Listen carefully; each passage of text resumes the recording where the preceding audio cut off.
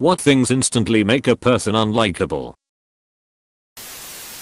When someone can't stop bragging. Did I tell you my little Timmy placed second in the state in chess? Did I tell you my spouse sends me a text every morning without fail? Did I tell you that I've met 8 celebrities and they were also down to earth except this one? Did I tell you I think the worst I ever saw was at a party where someone came back saying that girl who had been there earlier had crashed her car drunk and was seriously injured, head and limb injuries, and was saying stuff like, well, she did have like 10 shots of vodka, and how irresponsible her friends were for letting her drive. Some asshole started telling some epic story about how he and his friends one time drank a bunch and drove, and how they totally almost all died, and how it fucking crazy it was. But he was saying it like it was to be admired. Oh god. Reminds me of when my friend talked about how her dad died over the summer and this girl said, "That's nothing. My mom got mad at me and almost kicked me out. Like B, her fucking dad died, shut the hell up." Littering. Absolutely no excuse whatsoever. Does everyone else see masks on the floor everywhere now? I just went hiking on a fairly popular trail and there was face masks like every 100 yards. It's ridiculous. People who refuse to see their mistakes and expect everyone else to forgive them time and time again, even though they refuse to change and better themselves. A sorry without change is just manipulation. My sister. Damn. You hit the nail on the head. If they abuse animals or like destroy people's stuff, what if you destroy your own stuff? What if you destroy random mess you find in the forest? Does it make a sound? If they mock others for their attempts to be a better person and try to drag them back down, like when someone orders a salad or grilled chicken instead of a fat greasy cheeseburger, and the other people in the group tease them about it, like, why? Maybe their metabolism isn't as amazing as yours. Just let them make healthier choices if they want to. People checking posts like this in case their own insecurity is listed. Shifty eyes. Rude and uncalled for. You don't need to fucking call me out like that, okay?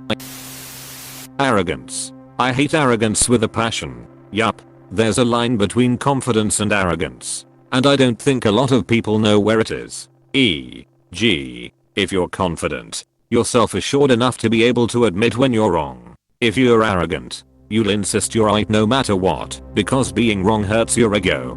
Guy I work with is like this. Only some days he will have some come to Jesus moment where he admits everything he does as if it's the first time he's realized it and expects us to play along and go, wow, this is a big step. Good god you. Then the next day it's back to denial and defending himself endlessly. Day 1 I have often lost inventory. I need to be better about keeping the test at 2 I have never lost anything here. That's you and you're just blaming me for your own Mr. Kia Kaj buddy. He will never admit to flip-flopping. Never. Guy sounds like he has a bright future in politics. They interrupt others when they are speaking and change the subject to a topic of interest to them. Constantly talking about themselves and how great they are. People who seem to have to one-up every story they hear. People who are polite character assassins. You know, the kind of person who manipulate others for their own benefit. Putting others down with a smile on their face and gaining rapport with the ones who benefit them. Most people don't even know what those are. Putting others down with a smile on their face. I know multiple people like this, and I've done my best to stop talking to them entirely. Being rude to people, especially waiting staff and customer service and support persons. I instantly can't stand you if you are rude to people who serve others. Hey, I'm calling you because I need your help with this issue, but I'm going to be an asshole to you the whole time. Yeah, let's not forget the poor people who sit in a support call center and help grandpa figure out his cable remote. Why would you be mean to that person? Cause your damn cable is messed up. I worked in a call center for home mortgages. We were basic customer support. Could take payments.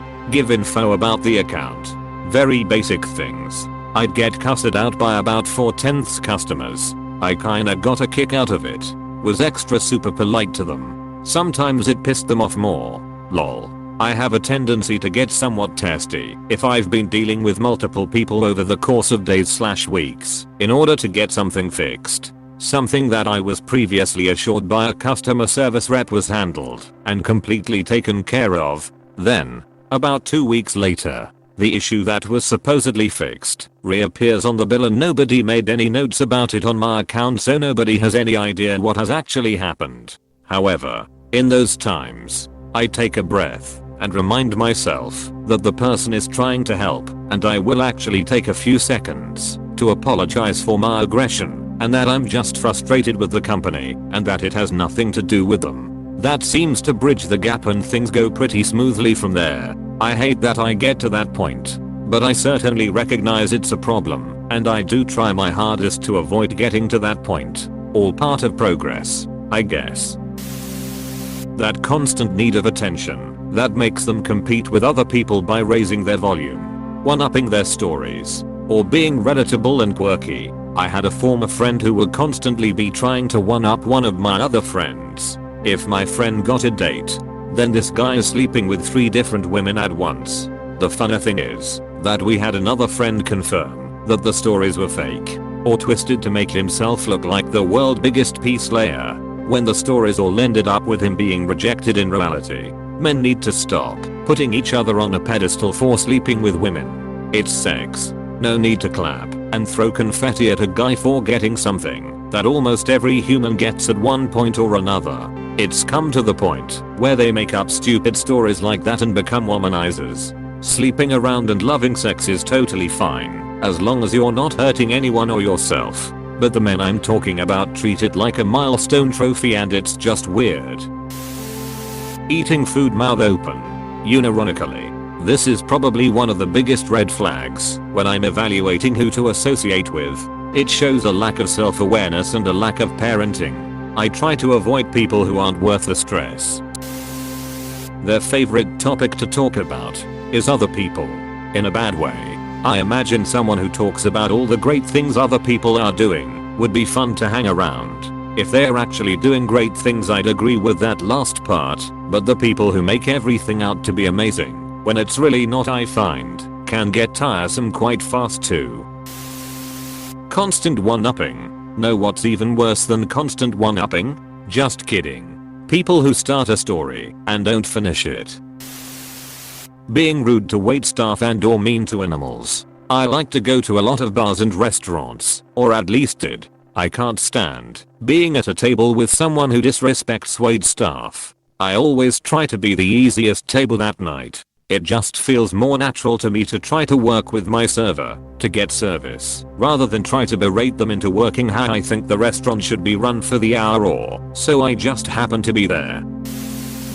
People that refuse to own up to their STI behavior and instead blame it on some sort of mental/physical disorder. Bonus points if it isn't formally diagnosed and they are just making it up. As somebody who has been diagnosed with ASD, those kinds of people make my blood boil. Having a disorder is an explanation, not an excuse for bad behavior. Then when the person who does have the diagnosed thing, other people look down on them thinking everyone who has that is like that. I have met a really good friend from my current job, and she has a lot of mental things going around her on bad days. Anxiety, which sometimes leads to depression depending on her medication sometimes, and she also has asthma attacks pretty often. The manager would often say, "Is it because of her sickness? Is that the reason she tackles other colleagues?" It's not. I know it's not, because I was able to work around or with her, so how can other not? She's one of the top employees in my eyes. I don't like how people give bad impression on people or don't get to know a situation before attacking someone who did nothing but good stuff to build the company up. Drive slow in the passing lane. Drive slow in a no passing zone when Thunderstruck just came up in the playlist and there's a thunderstorm on the horizon. That's when I pull out the hidden machine gun mounted on the hood of my car and go death race on their arrogant or discussions without them listening to you. Gatekeeping. Or when I try to connect with someone over a shared hobby/interest and they are immediately abrasive over it, or shoot me down because I'm not as into it as they are. Cool Darth Vader shirt. I love Star Wars. What did you think of Rise of Skywalker? Well, for starters is the Rise of Skywalker, and second of all, the fact you even ask that shows you aren't a real fan. Otherwise you'd know it was objectively terrible. Let's try this one hotshot. What's Droid D3A1's programmer's homeworld's regional governor's teacher's pet's name? You don't know? Didn't think so. Apostrophe. Gattakeeping. Metalheads would like to know your location. You fucking poser.